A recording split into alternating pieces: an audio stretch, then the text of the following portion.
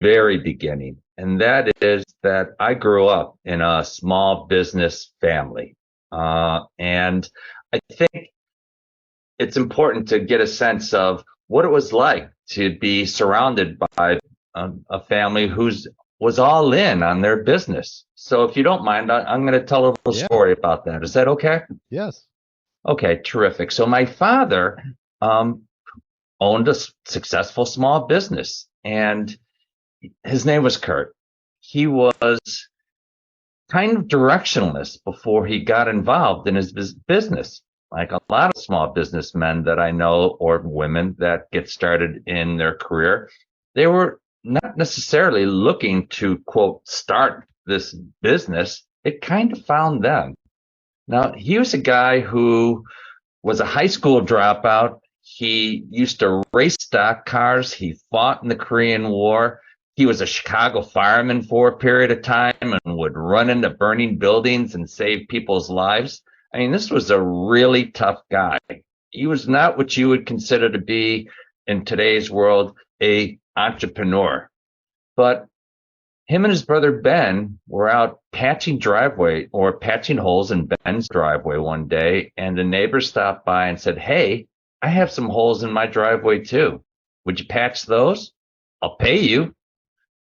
BNC, Ben and Kurt Paving Company, was born. And that's kind of how it all started.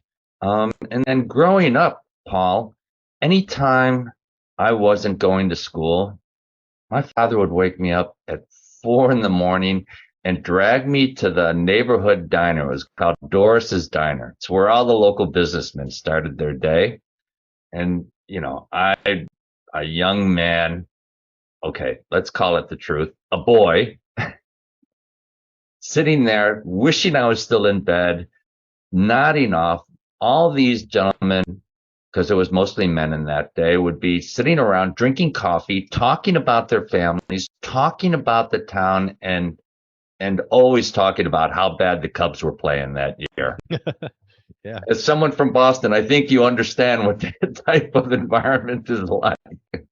The point of that is that I think one of the most important legacies that a person can have as a business is recognizing that your legacy has to do with relationships.